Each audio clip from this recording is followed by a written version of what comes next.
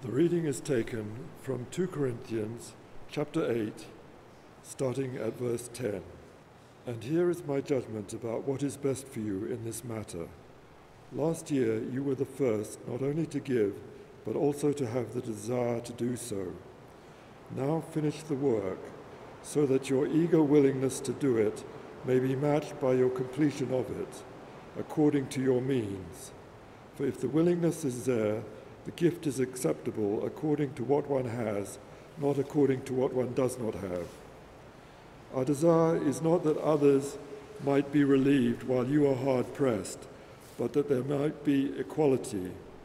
At the present time, your plenty will supply what they need, so that in turn, their plenty will supply what you need. The goal is equality. As it is written, the one who gathered much did not have too much, and the one who gathered little did not have too little. Thanks be to God who put into the heart of Titus the same concern I have for you. For Titus not only welcomed our appeal, but he is coming to you with much enthusiasm and on his own initiative. And we are sending along with him the brother who is praised by all the churches for his service to the gospel. What is more, he was chosen by the churches to accompany us as we carry the offering which we administer in order to honor the Lord himself and to show our eagerness to help. We want to avoid any criticism of the way we administer this liberal gift, for we are taking pains to do what is right, not only in the eyes of the Lord, but also in the eyes of man. In addition, we are sending with them our brother, who has often proved to us in many ways that he is zealous, and now even more so because of his great confidence in you. As for Titus, he is my partner and fellow worker among you. As for our brothers, they are representatives of the church and an honor to Christ. Therefore, show these men the proof of your love and the reason for your pride in you, so that the churches can see it. There is no need for me to write to you about this service to the Lord's people, for I know your eagerness to help, and I have been boasting about it to the Macedonians, telling them that since last year you in Achaia were ready to give, and your enthusiasm has stirred most of them to action. But I am sending the brothers in order that our boasting about you in this matter should not prove hollow, but that you may be ready, as I said you would be. For if any Macedonians come with me and find you unprepared, we, not to say anything about you, would be ashamed of having been so confident. So I thought it necessary to urge the brothers to visit you in advance and finish the arrangements for the generous gift you have promised. Then it will be ready as a generous gift, not as one grudgingly given. Money is part of everyday life, isn't it? It just is part of life. We hear about it, we talk about it, it's on the TV, it comes in leaflets through the door. It's how things get done. There was a student who wasn't brilliant at keeping in touch with his parents, but about halfway through term, he wrote them an old-fashioned letter with a stamp and everything. And it came through to them, "Dear Mum and Dad, it would be great to hear from you, even if it was just £10. Money is part of everyday life. It's part of relationships. But we don't discuss it that much as a church, do we? There's a good reason for that. Because we don't want to give anyone the impression we're after your money. Our big aim is to help people to know the God who is generous, the God who is full of grace, the God who gives to us and who doesn't expect to sort of be paid back in installments, but the one who actually pays for us with the blessings of the gospel, paid for in full by the Lord Jesus Christ. That's the God we worship. That's the God we proclaim. That's the God we want everyone here to know. That God. It's what we read just before that bit that Peter read for us in verse 9 of 2 Corinthians chapter 8. It says, "You know the grace of our Lord Jesus Christ, that though he was rich, yet for your sakes he became poor, so that you through his poverty might become rich." That's the foundation of your relationship, my relationship with God, is his generosity, his kindness, his giving to us from the Lord Jesus Christ, his overflowing grace. That's what it's about, that Jesus not only came down into the poverty of our world, but he took on the total bankruptcy of our sin when he died on the cross in our place, and he paid in full for our wrongdoing so that we can be welcomed back by the living God, the Holy One, as his children, as his people, as family with the Lord Jesus Christ together, and we can have the riches of that. That's the journey that Jesus does. He gives up his riches, he becomes poor so that you can be rich, so that I can be rich. That's God's grace, his generosity. And that's what unlocks our hearts to give as we understand it and receive it. So really important this morning as we talk about money, we're not trying to sort of say anyone should give out of guilt or duty. And Rita said that really, really well in what she shared. We're not trying to get into God's good books by thinking about money. We're talking about a heart response to God's generosity to us. That's the idea of thinking this through. It's a specific background to, it's quite a sort of detailed bit that Peter read for us, wasn't it? The specific background is that Paul was organising a collection because there was famine and persecution for the church in Jerusalem. And so he was going around some of the newer churches in places like Corinth and organising a collection so that the places like Corinth could bless the church back in Jerusalem. And it was really striking, wasn't that phrase, that there might be equality, that we might all look after each other. Everyone might have enough. That was his work in organising this collection. And I think it's really helpful just to understand that, because what we have here is an example. There's no section in the New Testament that gives you a sort of ABC of giving. There's no command even in the New Testament that you must do a certain thing when it comes to giving. It's rather that Jesus expects us to give. He talks about when you give, as just like he talks about when you pray. There's examples like this one and principles in what Paul shares. And so that's what we're going to look at together. So I think we're going to look at 4 principles of giving, Christian giving this morning. The first is that Christians give proportionately. God gives us everything we have, and we give out of the overflow of what we've received. We're stewards of what he gives to us. And so we get to decide, how do I steward? How do I divide up the different things that God has given me? My money is what we're focusing on today, but the same would apply to my time. Let me reread from chapter 8 and verse 10. Here is my judgment, says Paul, about what is best for you in this matter. Last year you were the first not only to give, but also to have the desire to. Now finish the work, so that your eager willingness to do it may be matched by your completion of it according to your means. Okay, so that's the key phrase, according to your means. A proportion according to how much you have that God has given to you. It's the same principle in 1 Corinthians. He's also talking about a collection, probably the same one. He says in chapter 16, verse 2, on the first day of every week, so Sunday, each one of you should set aside a sum of money in keeping with your income. And then he goes into some details, saving up so that when I come, no collections will have to be made. Again, that's talking about being proportionate, isn't it? It's saying in keeping with your income, a certain proportion. Some people are able to give more than others. It's always been like that. But if you always set aside a proportion, then as God gives you more, you've got more to give away. Yeah? But how much? What proportion? Ultimately, that's for you to decide, for you to pray about and to decide before God. The New Testament, there is one time it does mention a percentage. It's when Jesus with his disciples in the temple watching all these people give, and these obviously rich people were putting huge amounts into the temple treasury.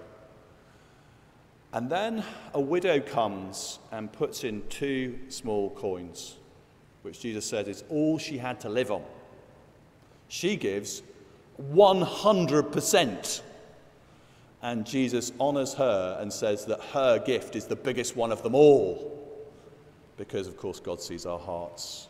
And he saw what she was doing, putting herself totally in his hands. She said, well, these aren't going to buy me much. You may as well have them, Lord. I'm putting myself in your hands. And so Jesus really honors her rather than the people who put in large sums of money. That's the only percentage we get in the New Testament. And so over the years, many Christians have kind of thought, well, give me some kind of idea of what I should be looking at. And so they've gone to the Old Testament. And there, the Old Testament law, which was a command, told people to give 10%. A tithe is the old-fashioned word for that. That, again, it's not a command in the New Testament, so just to underline that, but it can be a guide. And we've got a diagram that should help us to visualize that. It should come up. So the blue bit is 10%, and it says if we were to decide to give my proportion, that proportion of my income, if I'm getting £100 a week, then I would give £10 a week. Yeah. If I'm paid £500 a week, then I'd give £50 a week to God's work. The same proportion, 10%, but a larger amount. That would be giving proportionately according to my means, in keeping with my income. The opposite would be true as well. If you went from the £500 a week to the £100 a week, you would give the same proportion, but the amount you gave would go down. Now, you're unlikely to go in that kind of step to suddenly receive 5 times as much one week to the other, unless, of course, you go from being a student to having a job, or from looking for work to finding work at last. But for most people, there is some kind of journey from left to right, isn't there? Over time, in much smaller increases. Most of us, whether we're in work or receiving a pension, the overall amount we receive goes up over time. And if we give proportionately, we give the same percentage each time, no matter how much we're receiving in. And so God entrusts me with more, and I give more away in proportion. Does that make sense? The alternative, we've got a next diagram, is to just give an amount. And so if I'm looking for work and I'm giving £10 out of my 100 a week, and then I get a job, and I'm still giving £10 out of my 100 a week, then what's happened to my giving in terms of the proportion? God's given me much more, but I'm giving less away, aren't I, as a proportion? Same amount, but less that I'm actually giving to God. And it may be that there are good reasons for that. As in, maybe that's you're giving to church, but actually you're giving to lots more other things that aren't blue there. Or God's called you in some particular way to serve him, and you thinking, actually, no one else is going to finance this. I've got to finance it out of my income, and I've got this mission that God's put me on, and so that's going to cost. So there are different things that mean that actually we have thought this through. We're worshipping God with our money. But it may be that for some, a bit like the Corinthians, it's something you thought about a while back but haven't focused on recently. And so you haven't really thought through, and actually this diagram says, oh yeah, gosh, I am giving a smaller amount of my overall to what God's doing than I used to. And it may be that this little sermon and this opportunity to look into the Bible and to see Paul's encouragement to people to do what they'd intended, maybe that's what will help you this morning. Just to say, oh yeah, do you know what, I need to go and have a think and a pray about it. And the Gift Day leaflet will say a bit more on the second side. As Christians, though, we're not under law. Can we have the first slide back? I know it's the wrong way around, but let me just show you. we're not under law, and our giving is a matter of freedom.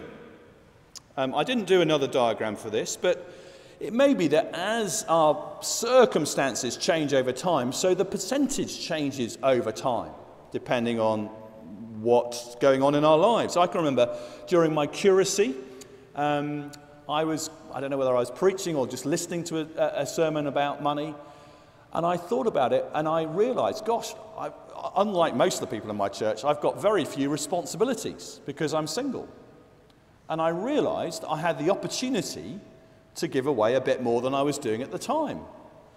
And so I started doing that, and I've kept on doing that for the last 20 plus years, because I've realised that's the opportunity for me at the moments in my life. And I wasn't planning to stay single, I wasn't planning to stay giving that amount, but God has used that, and it's been really good for me to set a percentage and to stick with it. And it helps me to kind of, when I'm going through the emotions that Marita was describing of, oh gosh, then actually that bit of pain, as it were, as I think I want it, it's mine. Oh, yeah, that's good for me to say, no, I'm going to let go of it, because actually it's all God's in the first place. It's given me to steward. And some of the tussling in the heart, some of the excitement that actually money is going to something that's going to last forever. So that's what some of the things I've learnt about giving. It's been a blessing. I learnt actually as a child, as a teenager, to give away a percentage of what I was earning when I had a Saturday job. I continued it during my student days, and I've continued it ever since, is to give away a percentage. And it's good for my heart so that I don't get grasped by money. Either to try and accumulate it for myself, or to worry about it all the time. Now, we need to be realistic, but let's set a proportion. Christians give proportionately.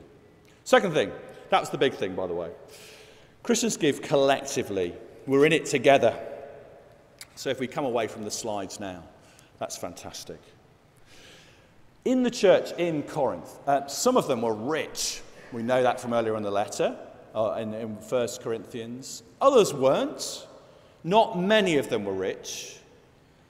But in all of the stuff that Paul writes about to them, there's no mention at all of any individuals. No brass plaque that someone puts on the side of the building of this person gave such and such. They're all in it together, and that's Christian giving. And we get that with the way that Paul's telling the Corinthians about the Macedonians at the start of chapter 8 and then at the start of chapter 9. And he's telling the Macedonians he's already told about the Corinthians and what they were doing. He wants each group to know that they're all in this together. They want to spur each other on, to be a community and to be communities that are connected with each other as one church in one place gives to another church in another. Because actually we are part of God's people across the globe, and we belong together and we give collectively rather than my own personal private thing to my own personal private charity. It's all in it together is the way that Christians think about giving. It may be that when you come to our church annual meeting in April and you see we have a financial report and you see some of the numbers, you just think, wow, there is a 5-figure utility bill every year. You just think, wow, that is a big number. And compared to that big number, what I give each week is so small. Is there any point? And the answer is, we give collectively. We all give, and I'm delighted to say that collectively we give enough, not only to pay the gas and electric, but actually to contribute some towards the ministry that happens here too. And we long to grow that more as we give, to be able to do more as a church in our community and for our city. Giving collectively is the way we do that. And it also allows us to give away collectively. So the PCC decided years ago, before I was here, it's a really good decision, to give away 10%, a tithe, of all that the congregation gives into the church, 10% is then given away to different charities, different mission projects around the world. I know a church that decided we're in a wealthy area, we're going to give away 50% of the congregation's giving into the church, then gets given away by the church, which is their mission. They felt they were a church that was called to give financially to mission. We give 10% to things like London City Mission, to the Rose of Sharon ministry in South Africa, to local homeless charities, to other things. It means that as you are giving to St Helens as part of a collective, we're also resourcing not only just this church, we're resourcing what God is doing in different parts of the city and in different parts of the world. So that's giving collectively. Third thing, Christians give honestly, and that's important, isn't it? Verse 20, Paul's very detailed in certain parts of what he writes here. We want to avoid any criticism of the way we administer this liberal gift. We're taking pains to do what is right, not only in the eyes of the Lord, but also in the eyes of people. He talks about having a hand-picked team of reliable people with him to take this gift up to Jerusalem, to make sure it gets there and it's used for what it's intended for, to bless the church there. The American evangelist Billy Graham, when he was alive, when he began his ministry, it was common practice for someone doing his job of going as a visitor to a church and preaching the gospel. There would be a collection, and then the collection would be put in a bag and it would be given to the preacher.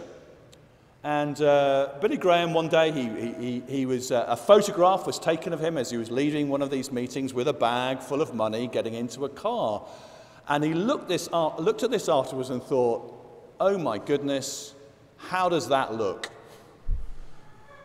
And so from that moment onwards, Billy Graham brought in a team of people to manage the finance of his ministry, and he himself was paid a salary. So that there wasn't this sort of relationship between good sermon vicar and getting paid a lot of money. He told David Frost in a later interview, I decided early on there were 3 ways that Satan could attack the ministry: in pride, in morality, and in finance. And so over the years, I tried to set up safeguards against the dangers of each. I'm glad to say in the Church of England, vicars are all paid the same, which is brilliant. I think that's an excellent system, whatever size of church. Vicars will all be paid the same. And all our finances are public. You can search them if you search for St Helens on the Charity Commission website. So they're all public.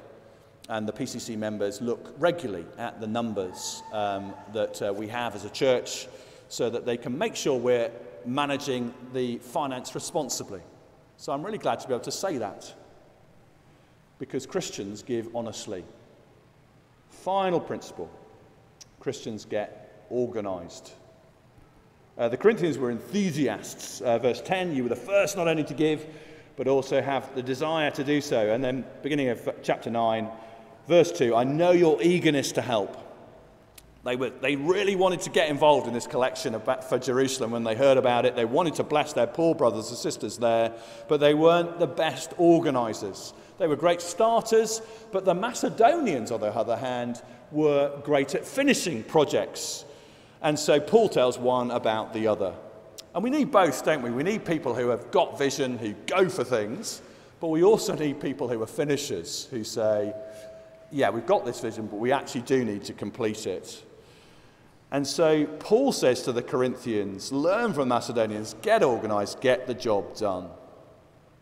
I don't know how any of this sounds. If this is the first time with us today, I'm just looking to see I don't know whether there's anyone visiting for the first time today or tuning in, and you think, gosh, this has been a lot of detail, a lot of talking about money, getting organised, doesn't sound that spiritual. But actually, it is spiritual to be practical. Not just to use our hearts, but also to use our heads. Not just to have good intentions, but actually to put them into practice. That's being spiritual. So many people here already give, I know, regularly by standing order or by the envelope scheme. And next Sunday is this Thanksgiving gift day that we have each year.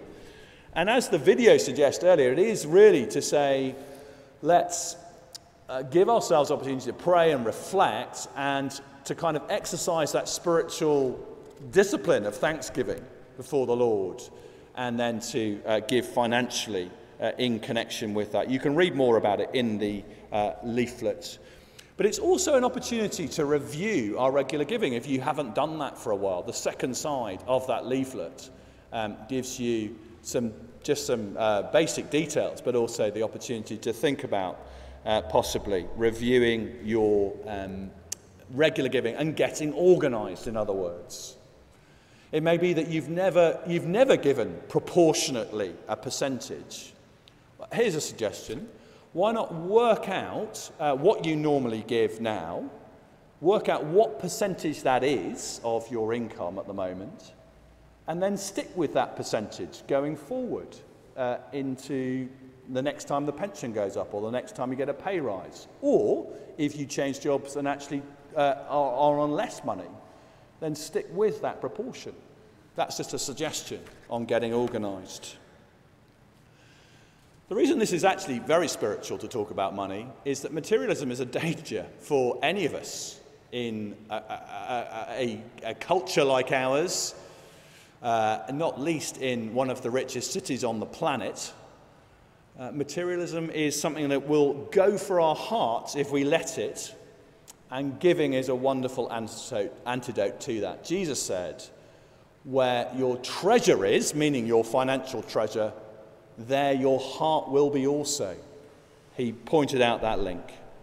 And so Christians give proportionately, collectively, with the highest standards of honesty, and we get organised.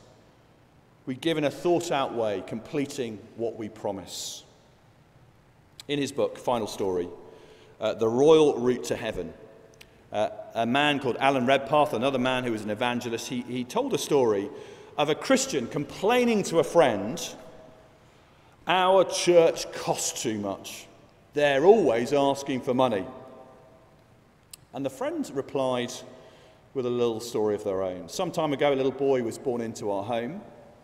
He cost us a lot of money from the very beginning. He had a big appetite. He needed clothes, medicine, toys, even a puppy eventually, and then he went to school. And that cost a lot more. Later, he went to college. Then he began dating, and that cost a small fortune. But in his last year at college, he died. And since the funeral, he hasn't cost us a penny. Which situation do you think we would rather have? Obviously, a poignant story to make a well-made point. Stunned silence is the right response. After a significant pause, the friend continued, as long as this church lives, it will cost. When it dies, it won't cost anything. A living church has the most vital message for the world today. Therefore, I'm going to give and pray with everything I have to help our church to be a living church.